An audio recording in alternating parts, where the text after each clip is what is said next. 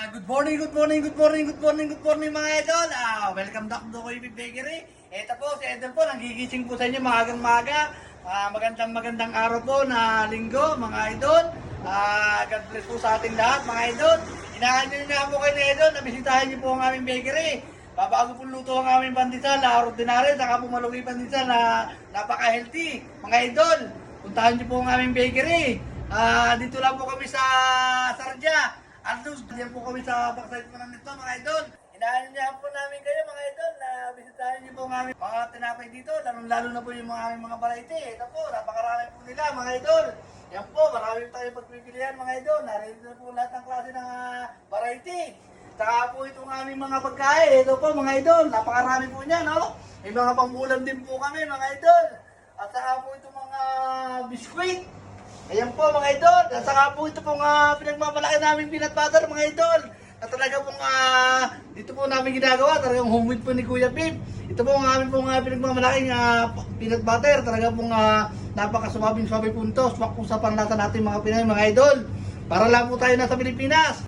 Saka po mga idol, ito pong aming chili garlic. Ito rin po ang napaka-best seller ni Kuya Pip.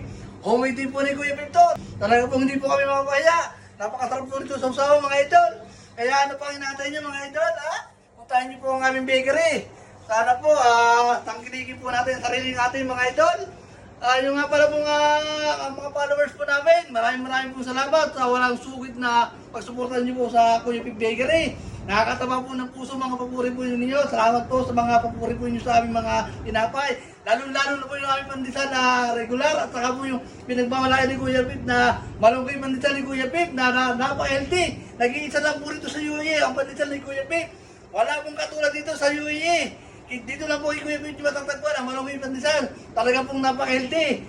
Napakasarap na po, masustansya pa. Napakamura pa po mga idol. 50 bills lang po ang isa.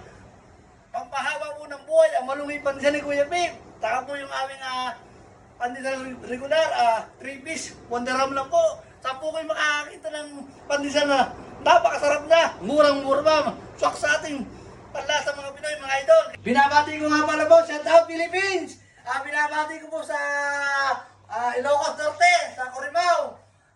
Si Madam Osang. Happy birthday po, happy 54th birthday. Wish ko po sa inyo, Madam Rosa.